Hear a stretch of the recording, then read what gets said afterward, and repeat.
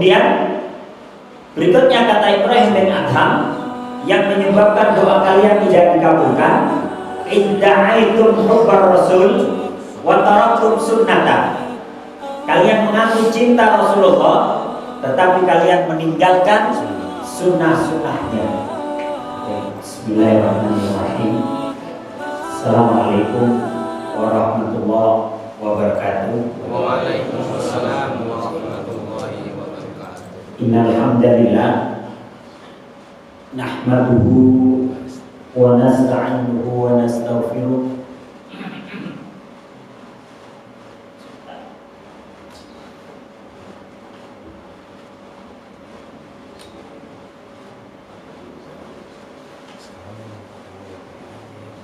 Innal hamdalillah nahmaduhu wa nasta'inuhu wa nastaghfiruh wa na'udzu billahi min syururi anfusina wa min sayyiati a'malina.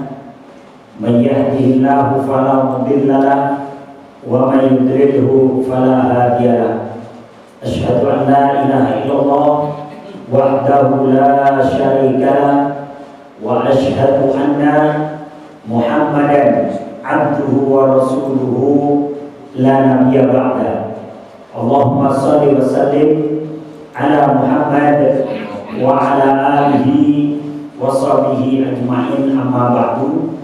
Bapak-bapak yang dirahmati oleh Allah Subhanahu wa taala, alhamdulillah malam hari ini kita dipertemukan kembali dalam pengajian rutin kita, dan bertepatan hari ini adalah tanggal 12 Rabiul Awal, di mana sejarah mencatat bahwa Rasulullah dilahirkan pada tanggal 12 Rabiul Awal. Tapi malam hari ini saya nggak bahas tentang itu, karena sudah kita bahas di tempatnya Pak Haji Agus. Ya, kita akan bahas tentang 10 sebab doa tidak terkabul. Terkadang kita berdoa, Allah Subhanahu wa taala menyatakan ud'uuni astajib lakum. Berdoalah kalian kepadaku, maka aku akan kabulkan doa kalian. Tapi kadang kita merasa kayaknya kita udah berdoa tapi rasanya enggak dikabul-kabulkan. Yang jomblo dari 5 tahun yang lalu sampai hari ini masih jomblo, ya. Yang muda sampai 5 tahun yang lalu sekarang sampai tetap aja muda. Bagaimana dengan doa? Maka para ulama sepakat bahwa Allah itu pasti mengabulkan doa kita. Tapi ada 4 kondisi yang akan kita alami ketika kita berdoa. Kondisi yang pertama, kita berdoa, Allah menjawabnya dengan langsung. Kita berdoa langsung diijabah. Ini kondisi yang pertama. Bisa jadi malam hari ini kita berdoa, besok terkabul. Ini kondisi yang pertama. Kondisi yang kedua, kita berdoa tapi kita butuh kesabaran untuk diijabah. Mungkin sekarang berdoa dikabulkan 3 bulan lagi, dikabulkan 6 bulan lagi, dikabulkan 1 tahun lagi, atau bahkan 2 tahun lagi. Tapi dikabulkan, cuman memang butuh waktu. Jadi yang pertama cepat, yang kedua butuh waktu, ya agak lambat lagi. Yang ketiga, kita meminta sesuatu kepada Allah, berdoa, Allah tidak memberikan apa yang kita minta, tapi Allah ganti dengan yang lebih baik. Allah ganti dengan yang lebih baik. Mungkin kita minta, ya Allah, kita lihat ada Avanza misalnya, ya Allah, mudah-mudahan saya punya Avanza kayak gitu ya Allah. Allah nggak kasih Avanza sama kita, tapi Allah kasih Pajero. Ya, bisa jadi. Ya, kita lihat anak tetangga, kayak cakep anak tetangga gitu. Kita nggak dapat dia, tapi dapat yang lebih. Ini. Jadi Allah ganti dengan yang lebih baik. Ini kemungkinan doa. Yang ketiga, jadi apa yang kita minta nggak Allah kasih, tapi dikasih dengan yang lebih baik. Yang berikutnya, yang keempat, kita berdoa oleh Allah tidak diijabah di dunia, tapi diganti kebaikan di akhirat. Ya, Jadi kita berdoa ini, minta sesuatu di dunia, Allah gak ijabah di dunia, tapi Allah nanti ijabahnya di akhirat. Seharusnya kita terpleset di Siratal Mustaqim itu nggak jadi terpleset. Seharusnya mungkin kita kepanasan, ya, waktu kita berdiri 50 tahun di padang mahsyar, ternyata Allah kasih naungan. Kenapa? Karena doa-doa kita. Di dunia tidak Allah berikan, tapi Allah ganti di akhirat. Inilah 4 kondisi ketika kita berdoa. Ini menurut para ulama. Dan kita nggak usah khawatir, berdoa aja. Makanya Nabi Zakaria itu mengatakan, lam aku bidu'aika rabbi syaqiyya. Ya Allah, aku tidak pernah sengsara karena aku berdoa kepadamu. Nabi Zakaria itu berdoa agar punya anak. Sampai usianya hampir 100 tahun belum punya anak. Sampai istrinya usia sekitar 80 tahunan belum punya anak. Tapi setelah itu ternyata hamil istrinya. Ya, di atas usia 80 tahun lebih hamil. Bahasa kita nenek-nenek hamil, ya.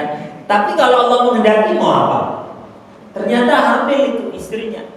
Istri Nabi Zakaria itu hamil setelah usia beliau hampir mencapai 100 tahun. Makanya beliau menyatakan, ya Allah, aku mau punya anak padahal aku sudah tua renta. Dan istriku itu akhir, udah tua. Dan kalau bahasa kita itu udah masuk menopause, tapi hamil. Kalau Allah menghendaki mau apa? Maka kemudian bayinya Allah sendiri yang ngasih nama Yahya. Ya. Nabi Zakaria punya putra Nabi Yahya. Dua-duanya menjadi nabi, ya. Dua-duanya orang soleh. Ya kalau Allah menghendaki mau apa? Makanya kita berdoa aja.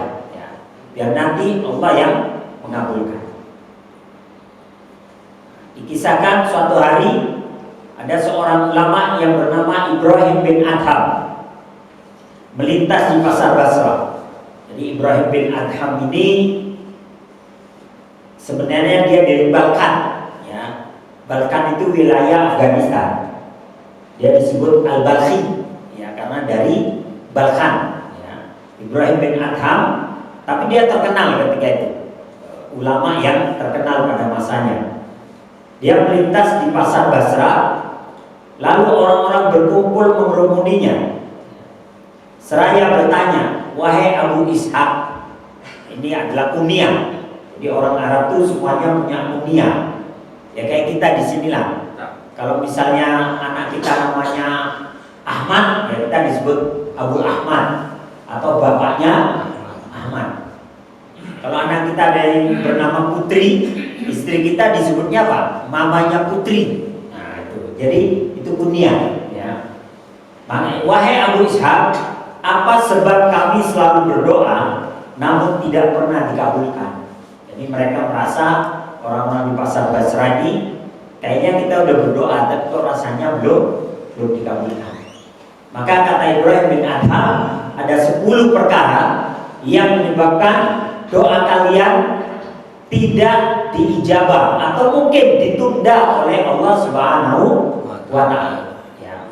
Yang pertama kata Ibrahim bin Adham, araftumullah wa lam tu'iddu haqqah. Kalian mengenal Allah tapi kalian tidak menunaikan haknya. Apa hak Allah? Dalam hadis yang diriwayatkan oleh Imam Bukhari dan Muslim, hak Allah itu cuma 2. Disembah dengan sebenar-benarnya dan tidak disekutukan dengan apapun. Disembah dengan sebenarnya dan tidak disekutukan apapun dengan apapun. Kalau kita sudah melaksanakan ini, maka kita punya hak 2 juga dari Allah.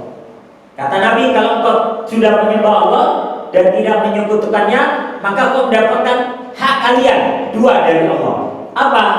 Hak yang pertama, Allah tidak akan menyiksa kalian. Itu yang pertama. Yang kedua, Allah tidak akan memasukkan kalian ke dalam nerakanya.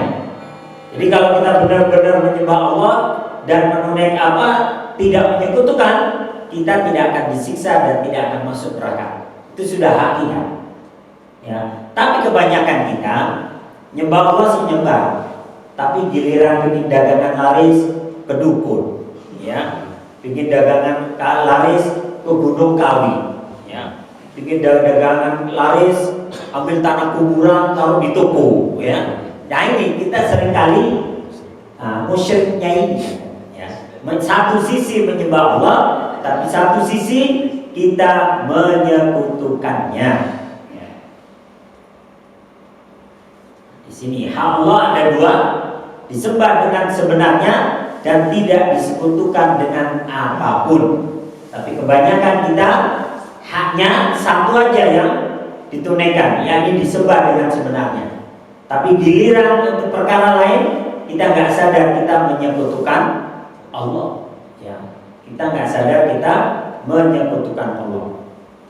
Nah, ini contoh orang yang tidak memberikan hak Allah. Ya.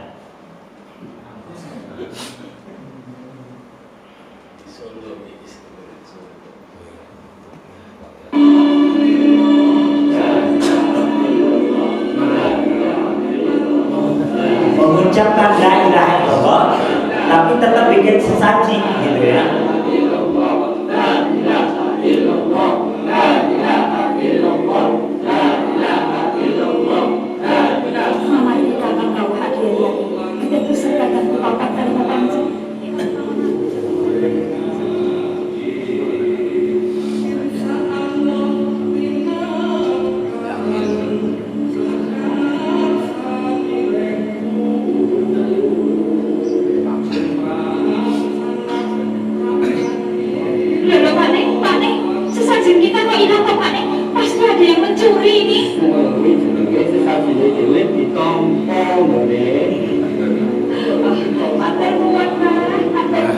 Ya, ini menyembah Allah di satu sisi, mengucapkan la ilaha illallah.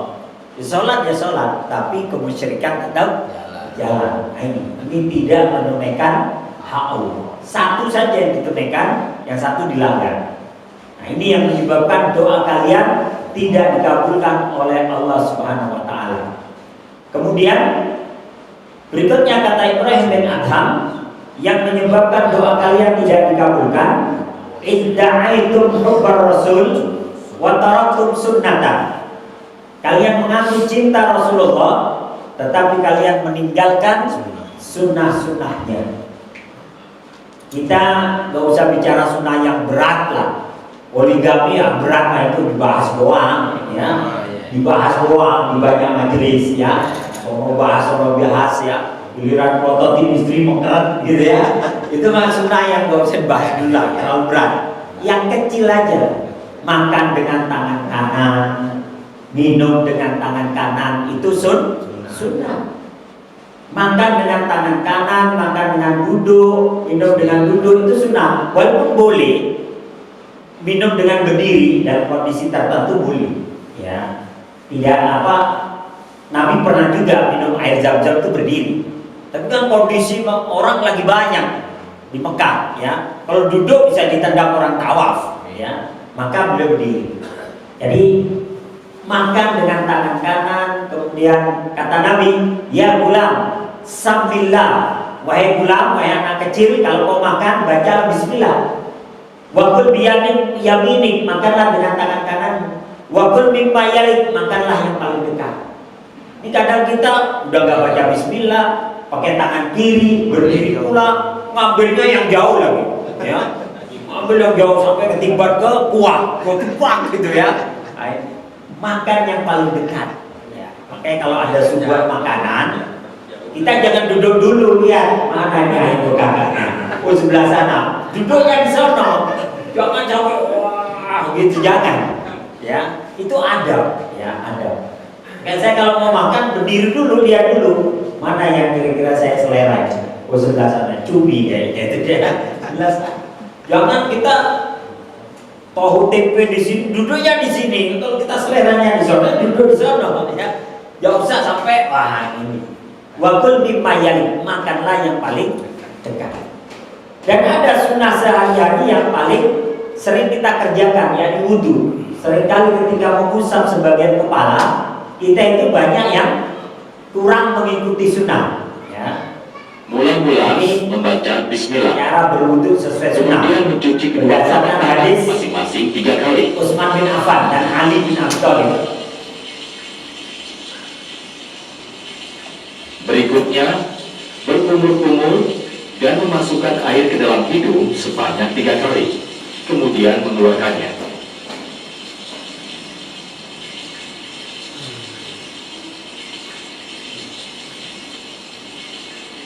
Setelah itu mencuci wajah sebanyak 3 kali.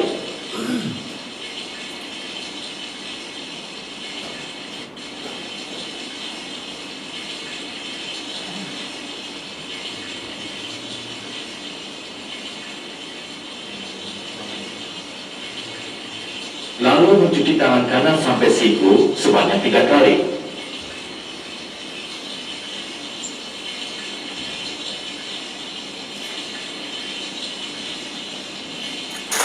Kemudian tangan kiri sampai siku sebanyak 3 kali, saling bergantian.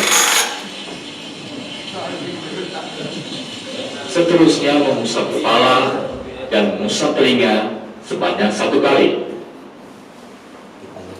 Nah, mengusap kepala ini yang sering tidak sesuai sunnah. Ya. Terakhir mencuci kaki kanan sampai mata kaki sebanyak 3 kali. Kemudian kaki kiri sampai mata kaki sebanyak 3 kali.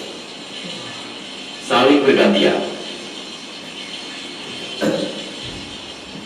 Ya, inilah wudhu sesuai sunnah yang sering kali sedikit berbeda itu adalah mengusap sebagian kepala, dan itu sekali dalam menurut sunnah, dan itu nyambung dengan telinga, ya, nyambung dengan telinga. Hujan es dulu di mana? Masya Allah. Tidak berasa di Jepang aja hujan es ya. Berikutnya, yang menyebabkan doa tidak dikabulkan kata Ibrahim bin Adham yang ketiga, qara'tumul Qur'an walam ta'malu bihi. Kalian membaca Al-Quran tapi kalian tidak mengamalkannya. Kadang kita baca Quran tahu judi haram tetap berjudi kita. Apalagi kalau nonton bola taruhan, ya. Tahu riba haram tetap baca taman riba, ya. Tahu apa lagi yang haram, ya. Udah tahu itu larangan tetap kita langgar. Ini yang kata Ibrahim bin Adham, qara'tumul Quran walam ta'malu bihi. Tapi sekarang boro-boro baca, bagaimana kita mau mengamalkan, baca aja enggak. Kita lebih banyak baca WhatsApp, Instagram, apa lagi? Facebook, ya. Udah itulah yang sering kita baca. Padahal di WhatsApp sendiri, walaupun grupnya banyak, 60% hoax, ya. Kadang kita ikut nyebarin hoax juga, ya. Asal baca judulnya main share, baca judul doang kita, ya. Belum baca semuanya langsung di share. Nah ini bagaimana kita akan mengamalkan padahal baca aja enggak. Kita itu sering baca tapi melanggar. Ini contoh orang membaca tapi melanggar, baca tapi tetap melanggar. Ini membaca tapi melanggar. Jangan lihat, masih. Udah ditulis jangan dilihat, ya. Masih aja melihat. Nah, kita ini suka penasaran dengan yang dilarang-larang, ya. Nah, giliran kena sanksi, ya, kena adabnya marah-marah kita, ya. Marah-marah, padahal udah dikasih tahu jangan dilihat, ya.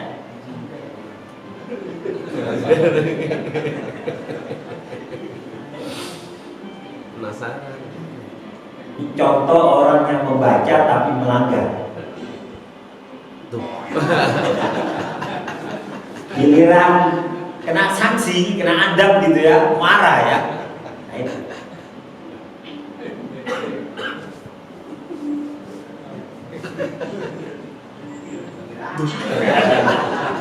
Jadi itu yang kata Ibrahim bin Adham, qara'tumul Quran walam ta'malu bi. Kalian membaca Al-Quran tapi kalian tidak mengamalkannya. Baca doang tapi ngelanggar. Nah, ini contoh, ya. Maka bagaimana doamu akan dikabulkan? Berikutnya yang keempat kata Ibrahim bin Adham, idda'aitum ridwana syayatin wa ata'tumuhu. Kalian menyatakan bahwa setan itu adalah musuh, tetapi kalian mematuhinya. Kita tahu iblis, setan musuh, tapi kadang kita patuh terhadap perintah-perintah setan. Ya, insya Allah kalau orang-orang pacin terjaga, tapi di luar sana banyak orang-orang yang ya Islam tapi suruh sholat kagak mau, ya suruh sholat berat. Kadang lebih memilih nonton bola daripada sholat. Kadang lebih memilih berat sama dagangan daripada sholat. Kata Allah dalam Al-Quran, Inna syaitana lakum aduun fattakhiduhu aduwa innama yad'u hisbahu liyakunu min ashabis sa'ir. Sesungguhnya syaitan itu adalah musuh bagi kalian, maka jadikan dia sebagai musuhmu. Karena sesungguhnya setan itu hanya mengajak golongannya supaya mereka menjadi penghuni neraka yang nyala-nyala. Jadi setan pasti mengganggu manusia, pasti mengajak supaya menjadi kelompoknya. Tapi kadang kita ikut gitu, kita patuh. Maka jadikan setan itu sebagai musuh, lawan, ya, lawan setan. Kalau kau melawannya, setannya yang kalah. Tapi kalau kau turut patuh, kamu yang kalah. Ya. Dalam Al-Quran disebutkan inna kaidas syaitan kana dha'ifa. Sesungguhnya tipu daya setan itu lemah. Ya, kan nggak ada Pak orang nggak patuh sama setan terus dibunuh. Bapak misalnya mau sholat terus kepikiran nggak ingin sholat, setan bisikin udah kagak usah sholat, ya. Terus kita bilang enggak, saya mau sholat. Bapak sholat pulang dari masjid dibunuh setan gitu, kan nggak mungkin, ya.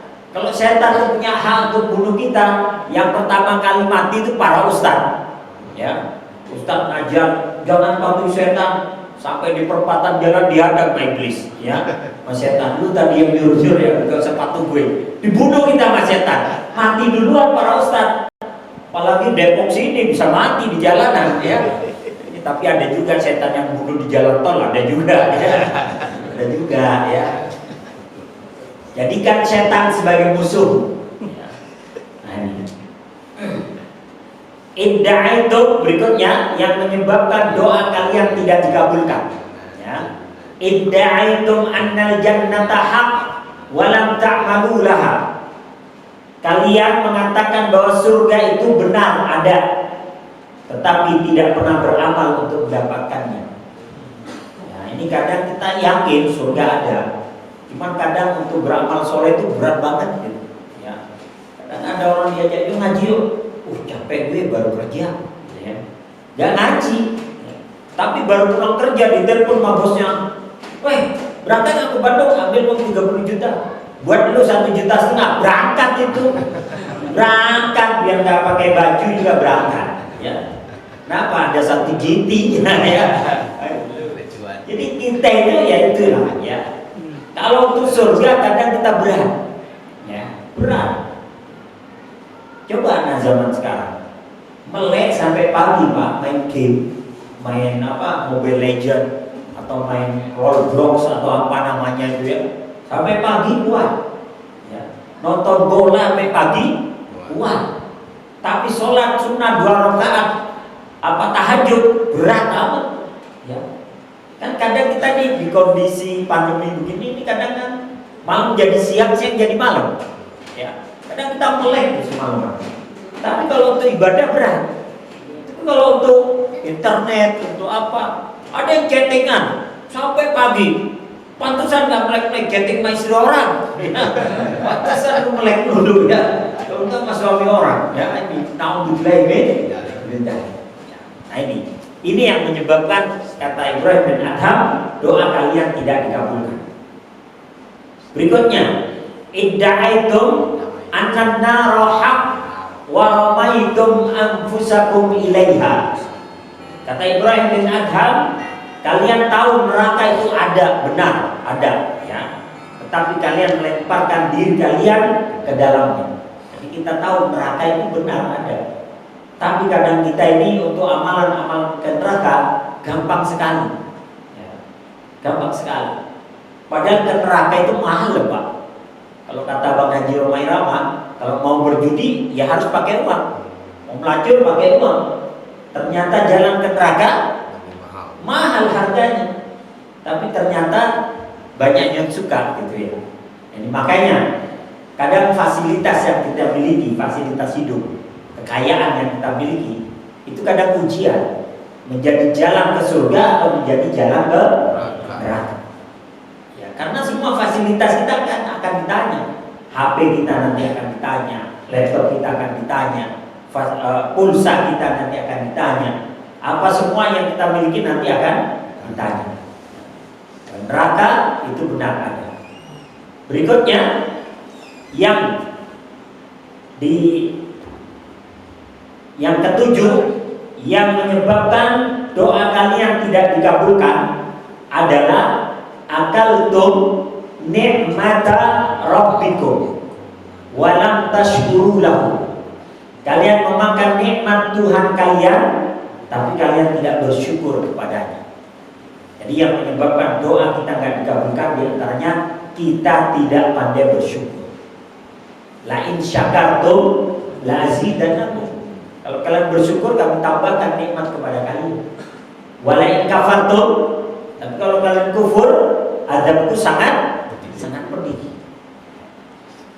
Kita aja ngasih seseorang, kita manusia nih, ngasih seseorang, terus dia nggak terima kasih sama kita. Kira-kira perasaan kita gimana? Pasti gedeg lah, ya. Dikasih bukannya terima kasih loh, gitu ya. Kira-kira kita kalau ada rezeki lagi ngasih dia nggak? Pasti kita ngasih orang lain yang pandai bersyukur. Ya, pasti kita akan kasih orang lain. Atau kalau enggak kita ngomong sama teman kita, lu udah usah kasih dia, nggak pandai bersyukur. Nah itu. Allah juga begitu. Ya, bagaimana doa kita akan dikabulkan kalau kita memakan nikmat Allah tapi kita tidak pandai bersyukur. Allah itu nggak minta dikasih makan. Allah nggak minta kita bikin sesaji buat Allah. Allah nggak minta kita bikin apa ya? Nggak minta.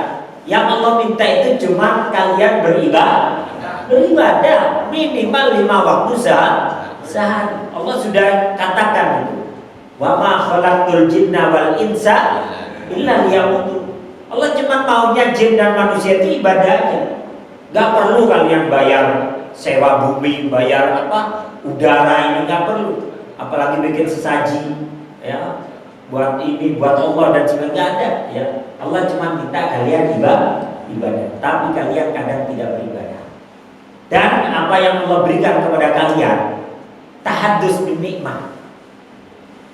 Kalau kau diberikan rezeki yang berlebih, tahaddus bin nikmah, sampaikan kepada orang lain bahwa aku ini telah diberikan rezeki oleh Allah, maka aku bagi kepada kalian. Kan ada seorang ulama yang berdoa begini, ya Allah, jadikan aku capek dalam membagi-bagikan rezekimu kepada sesama hamba, dan jangan kau jadikan aku capek dalam mencari rezeki dan penghidupan. Jadi dia minta dijadikan capek membagi, berarti kan kaya dia, ya. Jangan kau jadikan aku capek dalam mengais rezeki. Berarti kan udah kerja, nggak dapat apa-apa gitu. Tapi jadikan aku capek dalam membagi-bagi rezeki. Berarti apa? Allah menitipkan hartanya kepada kita. Maka berbagilah dengan cara yang terbaik, ya, sesuai dengan kemampuan kita. Maka kalau sedekah jangan setengah-setengah, ya. Jangan setengah hati.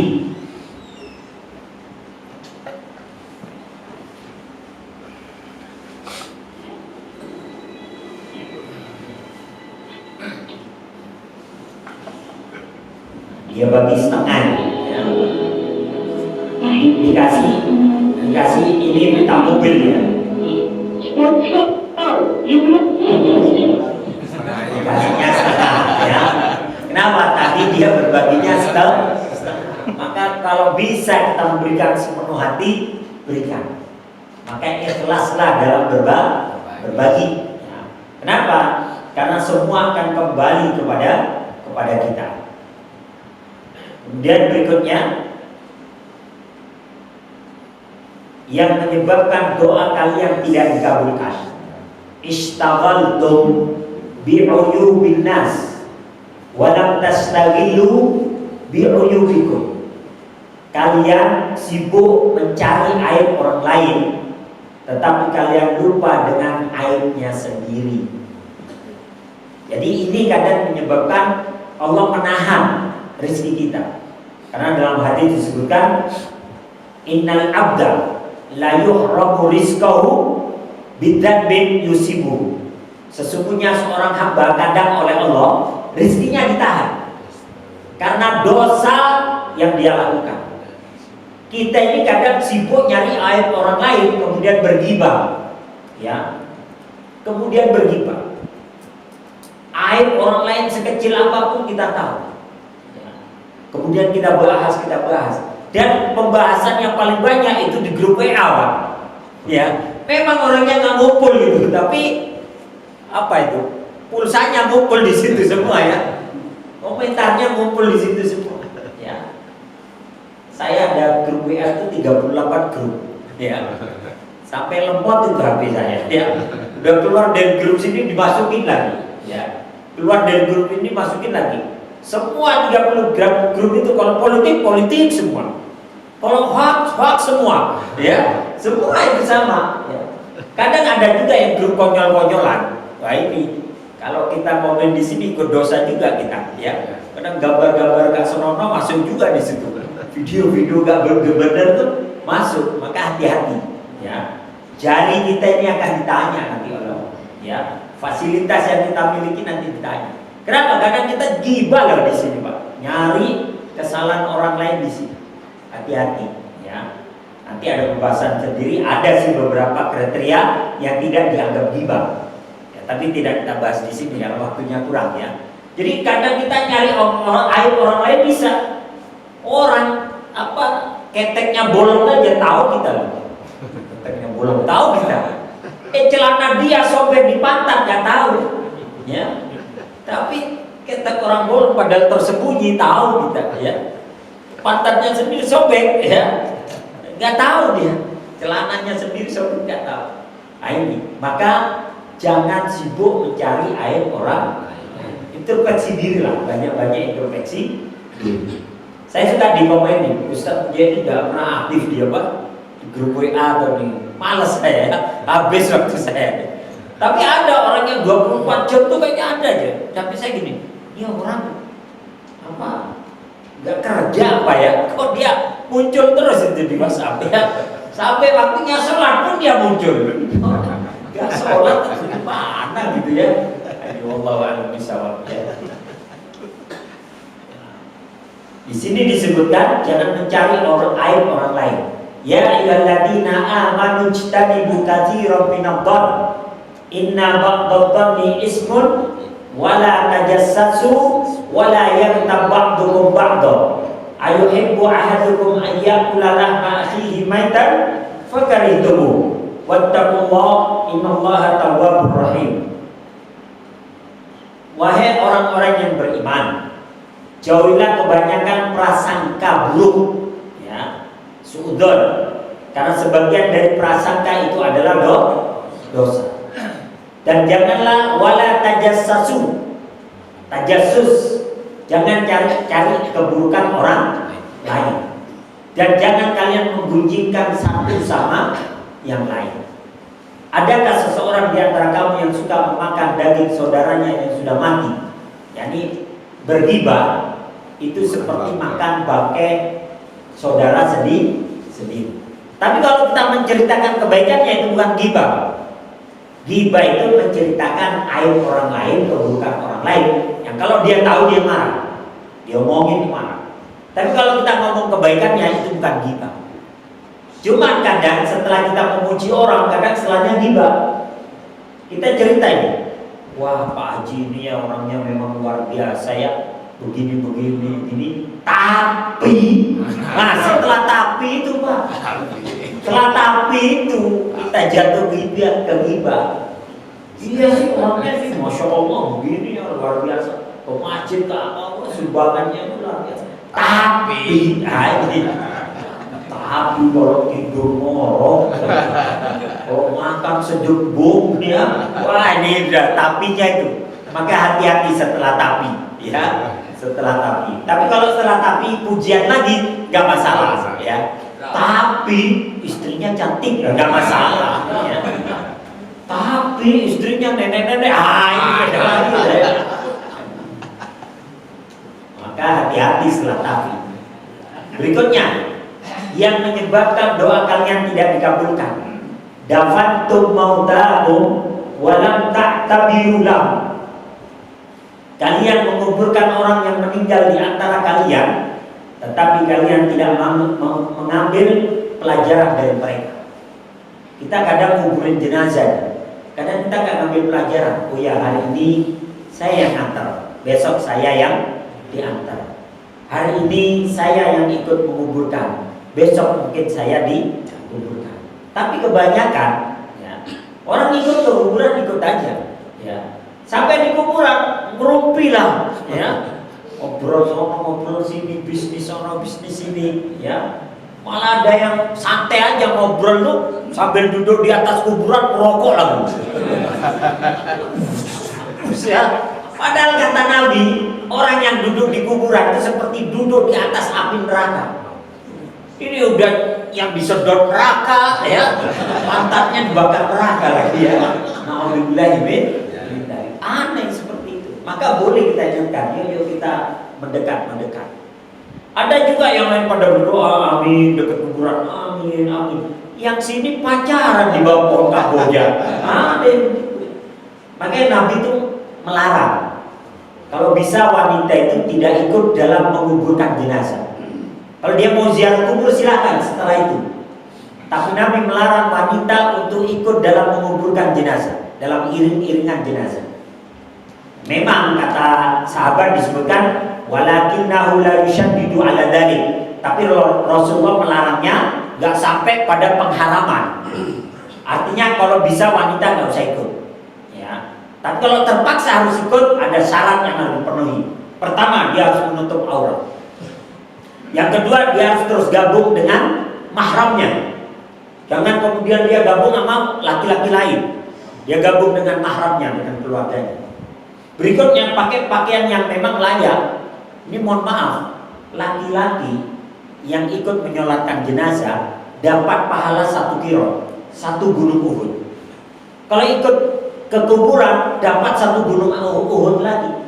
Jadi dia menyolatkan dan menguburkan dapat 2 gunung Uhud. Gara-gara 2 gunung yang lain bubar ini.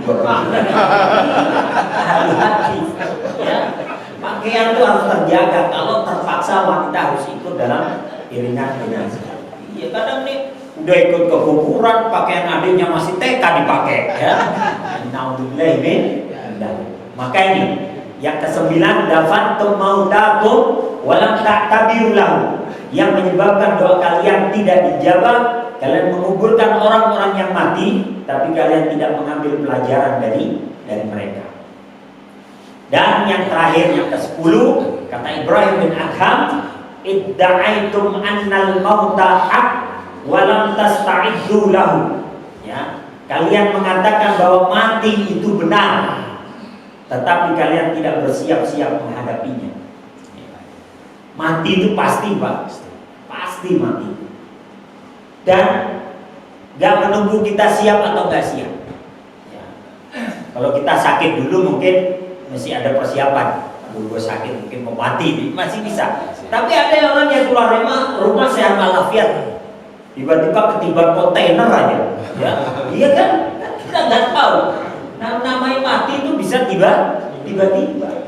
Gak ada malaikat Israel itu atau malaikat maut itu izin dulu, Mas permisi ya mau mati ya. Kabur kita ya. Gak ada. Jadi kematian itu pasti. Kata Nabi ada 2 hal yang pasti, kematian dan rezeki. Kematian dan rezeki ini berkaitan kata Nabi. Kata Nabi walau annal abda jara min rizkihi kama huwa yajri min mautihi la'atiyannahu rizqahu kama la'atiyannahu mautahu. Kata Nabi, kalau seandainya seorang hamba lari dari rizkinya, maka rizki itu pasti mendatangi. Sebagaimana dia lari dari kematian, mati itu pun pasti akan mendatangi. Jadi ini Pak, kita ngumpet dari rezeki kita. Kalau memang waktunya sampai ya. Rezeki itu kita ngumpet aja. Kita nggak kerja gitu, nggak mau usaha. Kalau memang rezeki kita sampai tuh. Kenapa rezeki ini dan maut selalu beriringan? Karena kata Nabi, innal abda, sesungguhnya seorang hamba tidak akan diwafatkan oleh Allah kecuali rezekinya telah disempurnakan. Kalau rezekinya telah sempurna, baru dia wafat. Jadi rezeki ini akan terus mengikuti kita. Kenapa? Kalau dia nggak sampai ke kita, nggak mati-mati kita nanti Pak. Nggak mati-mati, kan ada orang yang sakit bertahun-tahun. Tapi kan rezekinya ada aja walaupun dia sakit. Begitu rezekinya selesai, udah mati. Saya ada kawan masih muda, ya kira-kira usianya masih 35 tahun waktu itu. 35 tahun sudah jadi kepala bagian, dapat fasilitas rumah, mobil, apa semuanya lah fasilitas. Di usia 35 tahun, gak lama sudah fasilitas itu dia nikmati beberapa bulan mati.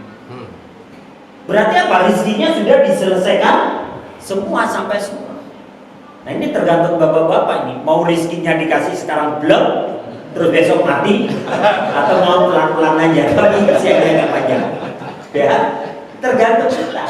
Karena rezeki dan maut ini akan bersamaan. Ya, maka kalian mengatakan mati itu benar, tapi kalian nggak siap-siap. Maka bersiap-siaplah semampu kita. Baik, karena udah masuk adan dulu ya. Habis adan baru setelah itu ada tanya jawab. Ya sekitar 10 menitan ya. Monggo silakan.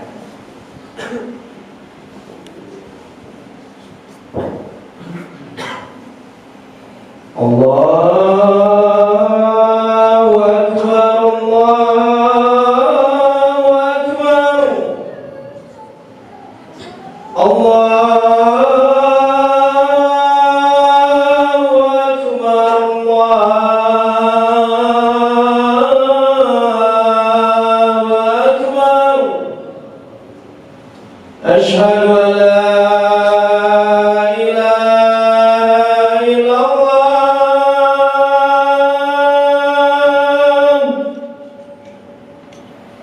أشهد أن لا إله إلا الله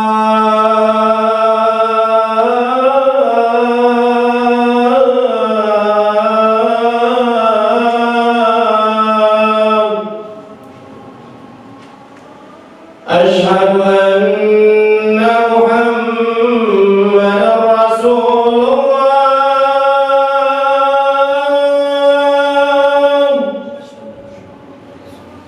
أشهد أن محمدا رسول الله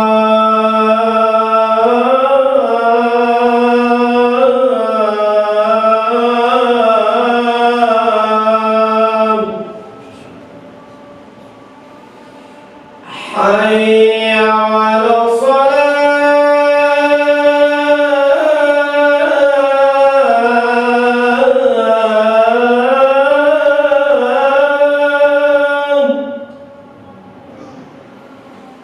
حي على الصلاة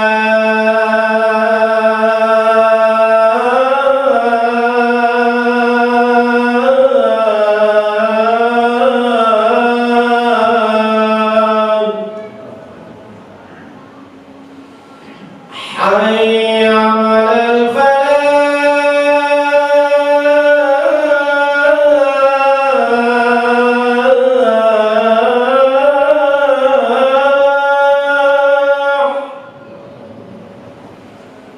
حي على الفلاح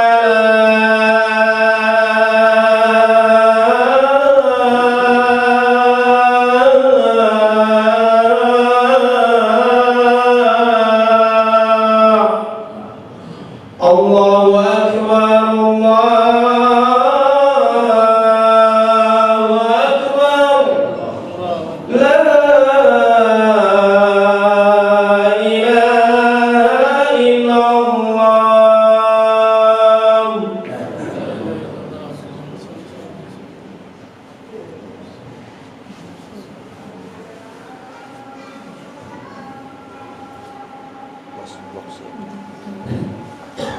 Baik, dipersilakan kalau mungkin ada pertanyaan. Ada waktu sekitar 10 menitan.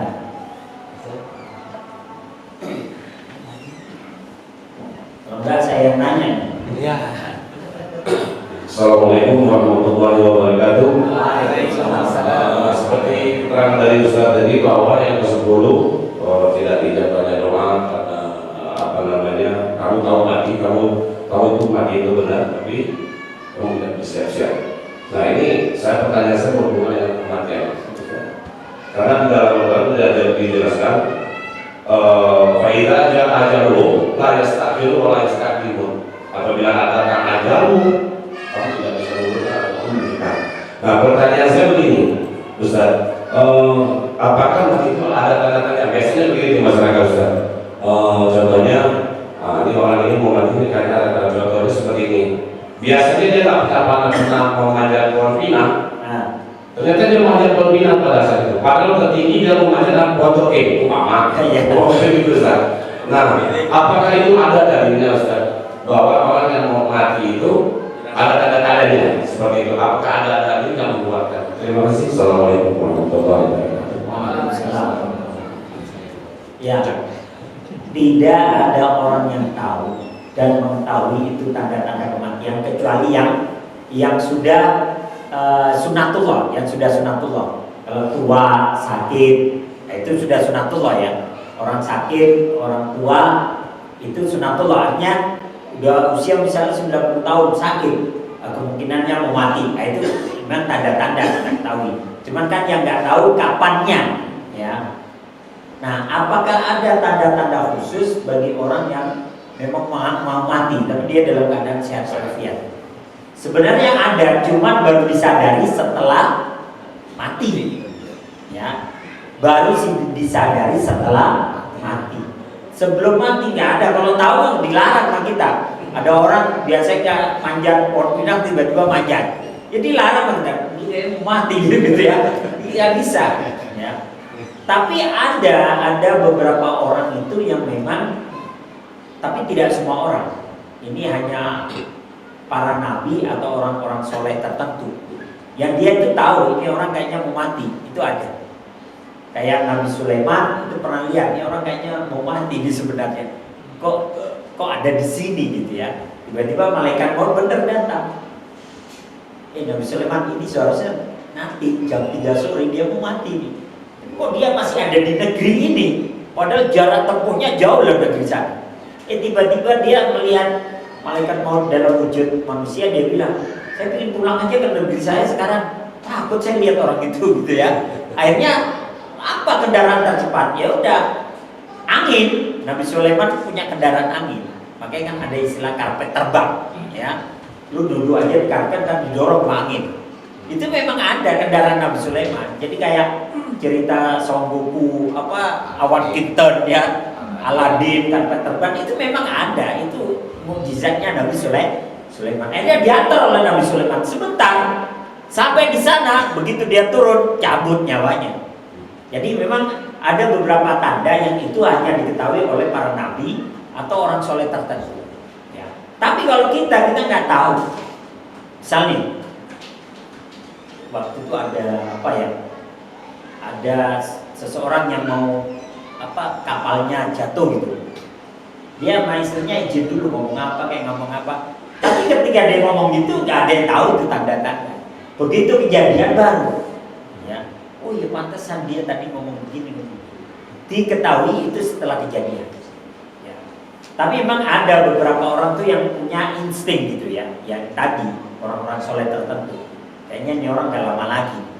Itu ada. Ya. Tapi nggak semua. Makanya Amerika sendiri itu sampai membuat film tentang kematian. Ya. Tentang kematian. Final Destination. Ya.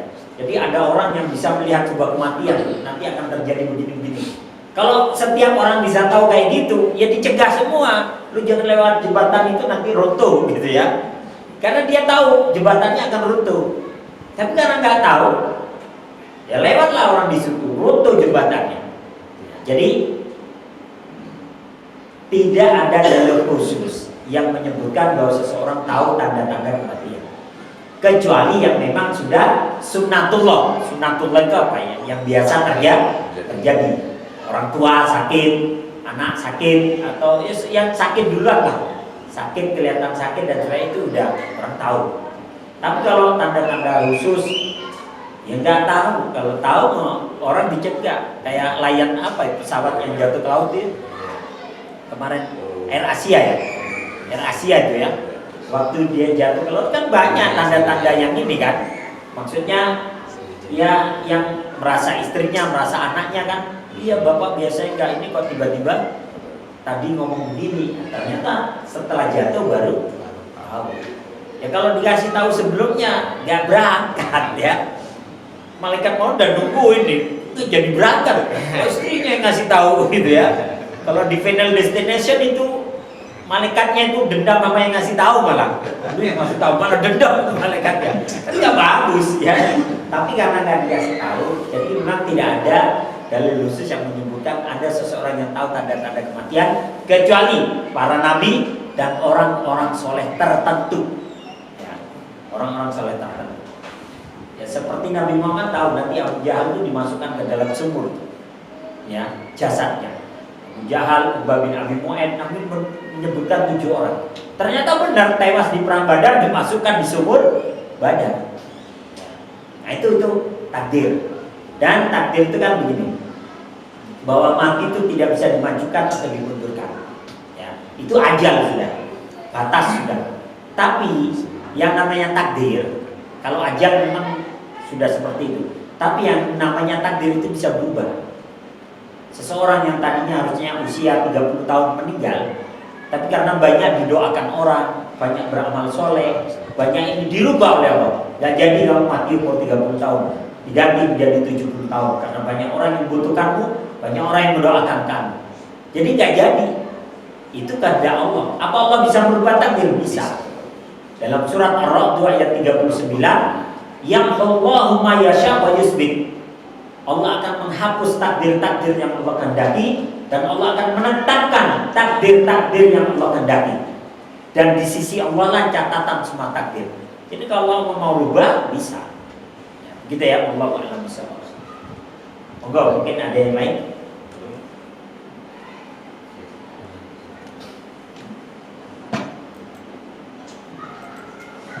Baik, insyaallah paham Pak ya.